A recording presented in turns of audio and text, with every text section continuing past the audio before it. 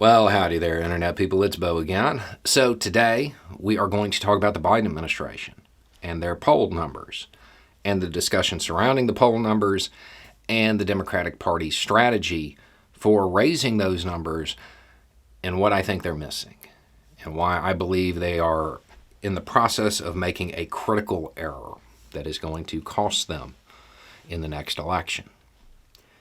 If you don't know, Biden's numbers are, well, let's just call them shaky, to put it mildly, all right? The polls say he's falling in three key demographics. Now, I just want to stop for a second and say that I don't like dividing up the polls this way. I don't think it's a good idea, generally speaking, and this isn't me collectivizing in this manner. It's the way the polls are done.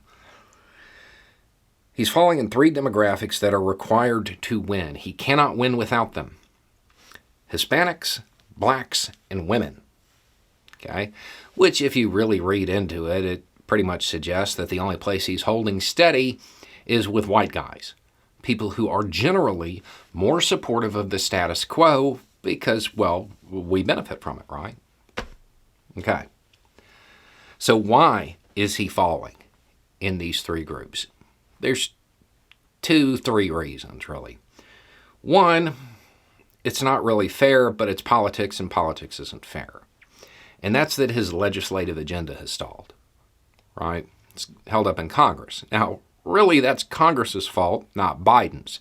But Biden's the head of the party. So the buck stops with him. Okay, that's one reason. Another reason is that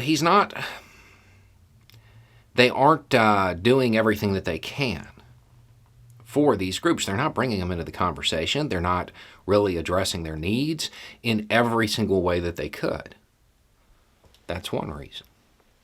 Another is that when they do engage in things that benefit these groups, they don't advertise it out of fear because they don't have cheerleaders.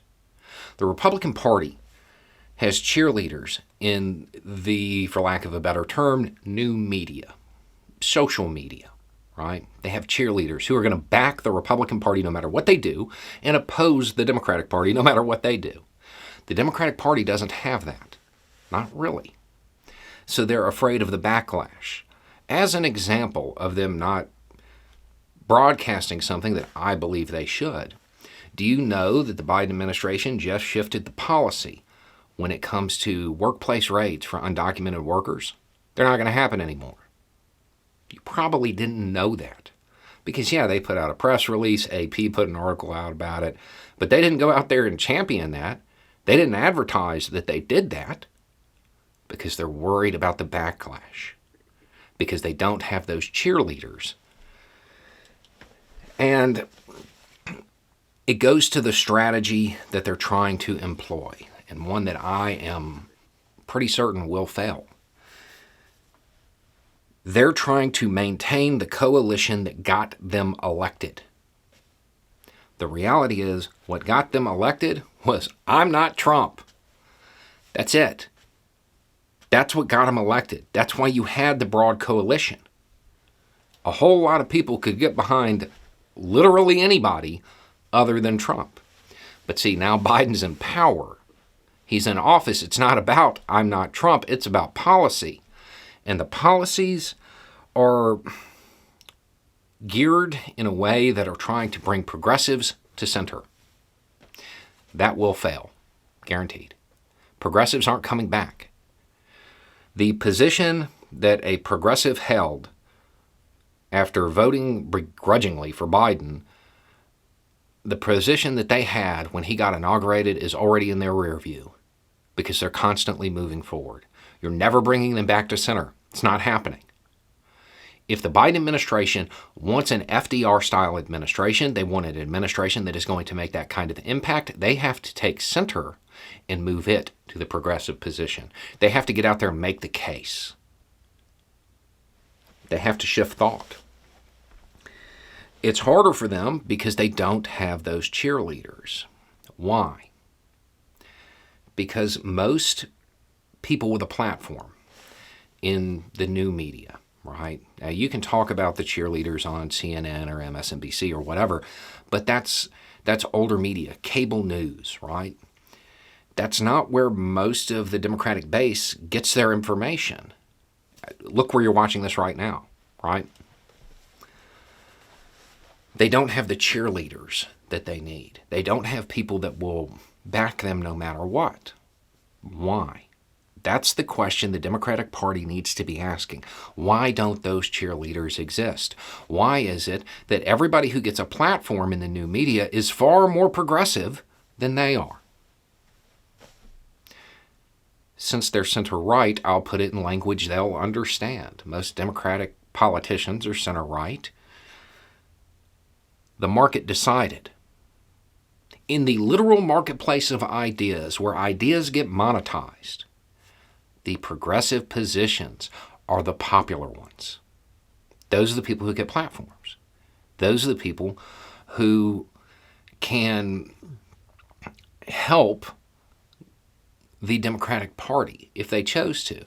The problem is, when you're talking about progressive people, they're philosophically or ideologically motivated. They're not going to defend the status quo. Even if it's an incremental change in the direction they want, most times they're like, this isn't enough. Because most people don't like supporting incremental change. It's not marketable. If an idea is marketable in the new media, if it is something that can be monetized, it is something that will get votes. They're trying to bring progressives to center when they should be taking the center and trying to move it to progressive territory. That's how they can maintain that coalition, the one that got them elected.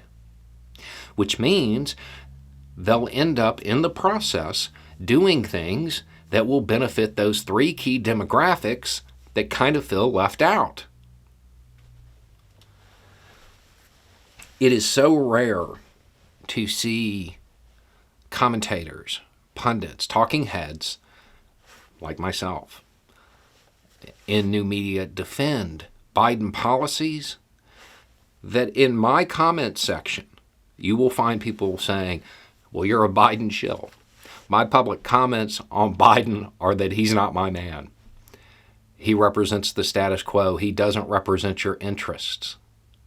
I've never been a huge fan of Biden, but because I will support incremental change if I think it's headed in the right direction, those who are more progressive, well, you're a shill for Biden.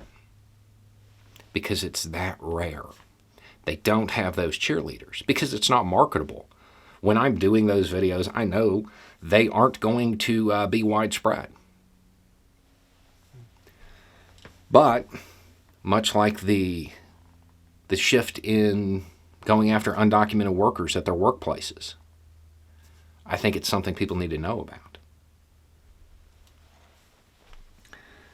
Most commentators don't do that because there's a problem with the desire to educate, the desire to put the information out there. And the Democratic Party has to start doing that. They have to start making the case, and they have to stop being so weak when it comes to dealing with Republicans. Yesterday, as an example, off the top of my head here, 204, 206 Republicans voted against raising the debt ceiling. And when Democrats talk about it, that's what they're going to say. Well, they voted against raising the debt ceiling. We may have to default. Weak. Stop treating them with kid gloves. 200 Republicans just voted to wipe out your 401k. That's what happens if we default. 200 Republicans voted in favor of a recession. That's what happens. 200 Republicans voted against paying the United States' bills. The party of personal responsibility doesn't want to honor their debts. But they're not going to do that. More than likely won't. Because they're trying to maintain that coalition. A coalition that only existed because of Trump. It won't work. It won't get re-election. It won't help in future elections because they're not marketable ideas. Running on the idea that I'm not Trump only works if Trump's running. The best thing in the world for the Biden administration would be if Trump ran again. Because then, yeah, he'd probably win, because he can use that same tactic. And the majority of Americans rejected Trump and Trumpism. But what if the Republican Party puts up somebody a little bit slicker, a little bit more polished? Well, then we're in real trouble, right? The Biden administration is definitely in trouble. The idea of moving progressives to center will fail, always. That's not a workable strategy. The Biden administration has to get out there and they have to make the case. That infrastructure package is good. It is good. It is good for a lot of people who are independent but right-leaning. And if they understood how it would benefit them, it might change their opinion. If progressives understood how much of it was designed to impact things they care about, it would energize that side of it. The coalition can be maintained, but only if the Biden administration tries to move the center to the progressive position. If they try to go the other way, the Biden administration will be a one-term administration. Anyway, it's just a thought. Y'all have a good day.